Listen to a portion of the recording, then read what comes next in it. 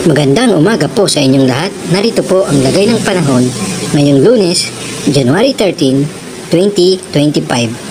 At iyan po ay iulat sa atin ng ating partner. Pasok, partner! Sa ating latest satellite images, makikita natin wala tayong minomonitor na anumang low pressure area at maging bagyo sa loob at labas ng Philippine Area of Responsibility. Base nga sa mga pinakahuling datos natin for this week, medyo maliit pa rin chance ang magkaroon tayo ng bagyo.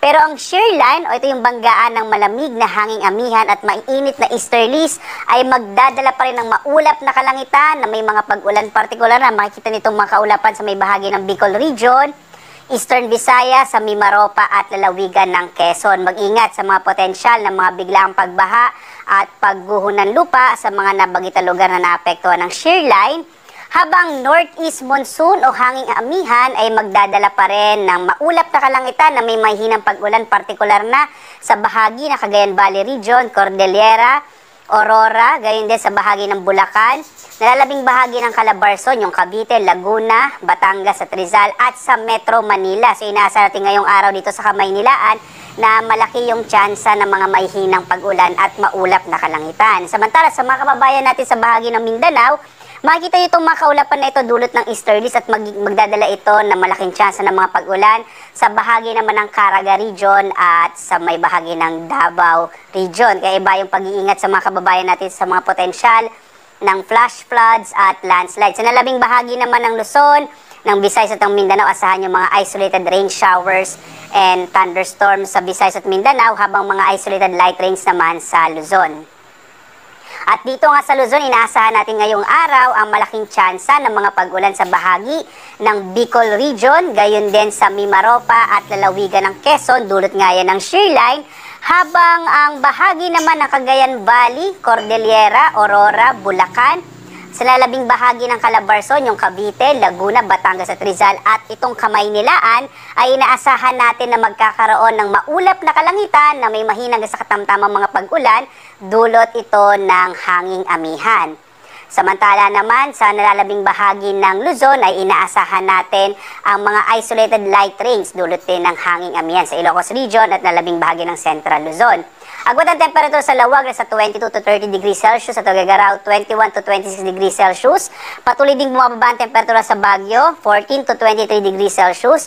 2 days ago po, nakapagtala tayo ng 13.8 degrees Celsius sa bahagi ng Baguio. Sa Metro Manila naman, 23 to 29 degrees Celsius. Sa Tagaytay, 21 to 29 degrees Celsius. Habang sa Legazpi, 24 to 28 degrees Celsius. Inasahan pa rin natin na patuloy ang pagbaba ng temperatura natin sa mga susunod na araw, dulot ng hanging amihan. Dito naman sa Palawan, inaasahan din natin ang maulap na kalangitan na may mga kalat-kalat na mga pag-ulan, pagkidlat, pagkulog, dulot din yan ng shear line. Agwat ang temperatura sa Calayan Islands, 25 to 30 degrees Celsius. Sa Puerto Princesa naman, 26 to 30 degrees Celsius. Magiging maulan pa rin sa malaking bahagi ng Eastern Visayas, dulot ng shear line, habang sa labing bahagi ng Kabisayaan, mga isolated rain showers and thunderstorms yung mararanasan. Agwat ang temperatura sa Iloilo, 25 to 30 degrees Celsius. Sa Cebu, 25 to 30 degrees Celsius. Sa Tacloban, 25 to 30 degrees Celsius. Magiging maulap na may mga pag-ulan din sa bahagi ng Caraga at Davao Region, dulot naman yan ng easterlies, habang nalalabing bahagi ng Mindanao, mga isolated rain showers and thunderstorms naman yung mararanasan. Yung agwat ng temperatura sa Cagayan de Oro, 24 to 31 degrees Celsius. Sa Zamboanga, 24 to 33 degrees Celsius. At sa Davao, 25 to 31 degrees Celsius. Muli, nagpapalalang pag-asa na mag-ingat sa mga potensyal ng mga flash floods and landslide, lalong-lalo na dito sa may eastern section ng Visayas at ng Mindanao. Bukas nga, inaasahan pa rin natin ang tuloy-tuloy na mga pag-ulan sa bahagi ng Bicol Region at sa Quezon Province, kaya mag-ingat again sa mga posibilidad ng landslides and flash floods, habang pagdating ng araw ng Miyerkules, magiging maulan pa rin sa bahagi ng Quezon Province at posible namang mabawasan yung mga pag-ulan sa Bicol Region pagdating ng araw ng Miyerkules hanggang Huwebes.